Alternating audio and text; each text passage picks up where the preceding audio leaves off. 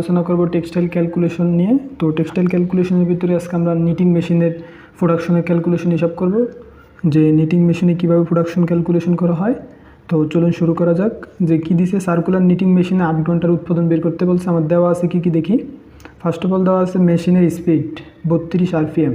তো RPM মানে কি, রেভলিউশন পার মিনিট, অর্থাৎ প্রতি মিনিটে সিঙ্গেল আছে সার্কুলার নিটিং মেশিনে যে সিলিন্ডারটা আছে সেটা 32 বার ঘোরে। ঠিক আছে। তারপরে ফিডার সংখ্যা, নাম্বার অফ ফিডার 24, অর্থাৎ এখানে আমি 24টা সুতা ফিট করতে পারবো, এটাই হলো আমার ফিডার। তো বেসিক্যালি যে কটা নিটিং মেশিনে সিঙ্গেল সার্কুলার নিটিং মেশিনে যে কটা ফিডার থাকে, ঠিক ওই কয়টা একবার ঘূর্ণনে মেশিনটা ওই কটা কোর্সই তৈরি হয়। ঠিক আছে। তো যদি আমার 32 প্রতি মিনিটে একবার ঘোরে, তাহলে 24টা আমার কোর্স তৈরি হবে। ঠিক আছে।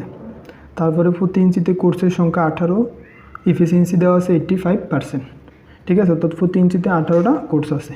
এখন আমরা প্রোডাকশন হিসাব করব। তো নিটিং মেশিনের প্রোডাকশনের সূত্রটা সবাই মাথায় রাখবেন। যে কী বলছে, নিটিং মেশিনের প্রোডাকশনের সূত্র, প্রোডাকশন পার শিফট সমান সমান course per minute divided course per inch into দক্ষতা।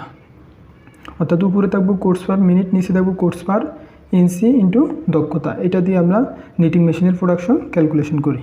তো দেখুন আমার এখানে যে দেওয়া আছে সেটা লিখে কোর্স পার ইঞ্চি দেওয়া আছে যে 18, কিন্তু আমার কোর্স পার মিনিট দেওয়া নাই। ঠিক আছে। তো কোর্স পার মিনিট বের করার জন্য একটা সূত্র আছে, সেটা হলো গিয়ে ফিডার সংখ্যা ইন্টু মেশিন স্পিড। অর্থাৎ আমি যদি ফিডারের সাথে মেশিনের স্পিড, অর্থাৎ মেশিন প্রতি মিনিটে কতবার ঘোরে সেটা গুণ দিই, তাহলে কিন্তু আমি কোর্স পার মিনিট পেয়ে যাই। ঠিক আছে। তো আমরা এখন বসাই দিই যা যা ইনফরমেশন আছে। তো আমার এখানে ফিডার দেওয়া ছিল 24 আর মেশিন স্পিড 32, তাহলে আমি কোর্স পার মিনিট পেয়ে গেছি। ডিভাইডেড কোর্স পার ইঞ্চ দেওয়া ছিল 18, তো 18 বসেছে ইন্টু দক্ষতা। তো দক্ষতা দেওয়া ছিল 85%, তো 85% মানে উপরে 85 নিচ্ছে 100 ইন্টু। আচ্ছা, এখন এই ফোন তো যে প্রোডাকশনটা আছে সেটা হলে গিয়ে আমার প্রতি মিনিটে এত ইঞ্চি। তো আমার তো মিনিটে চাই নাই, তো আমার চাইছে কি প্রতি শিফটে। প্রতি শিফট মানে কি 8 ঘন্টা, তো এই জন্য আমরা 8 ঘন্টা নিয়ে যাব। আর ইঞ্চিটার আমরা কিসে নিব, গজে নিব। ঠিক আছে। তো আমরা প্রতি 60 মিনিটে 1 ঘন্টা, এই জন্য 60 দিয়ে গুণ দিছি। আর কয় ঘন্টা আছে, 8 ঘন্টা, এই জন্য 8 দিছি। আর যেহেতু এটা ইঞ্চিতে আছে, ইঞ্চির আমরা 36 দিয়ে ভাগ দিলে আমাদের কিসে হিসাব হবে, গজে। তো ক্যালকুলেশন করলে আসে 483.56 ইয়ার্স পার শিফট। অর্থাৎ প্রতি শিফটে প্রতি 8 ঘন্টায় এত গজ কাপড় তৈরি হয় নিটিং মেশিনে, এই সিঙ্গেল আছে সার্কুলার নিটিং মেশিনে।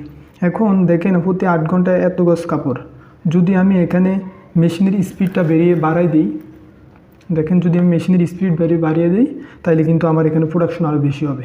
কারণ যত বেশি মেশিন স্পিডে ঘুরবে তত আমার প্রোডাকশন বেশি। আবার এখানে এফিসিয়েন্সি একটা বিষয় আছে, মেশিনের এফিসিয়েন্সি যত বেশি হবে প্রোডাকশন তত বেশি হয়।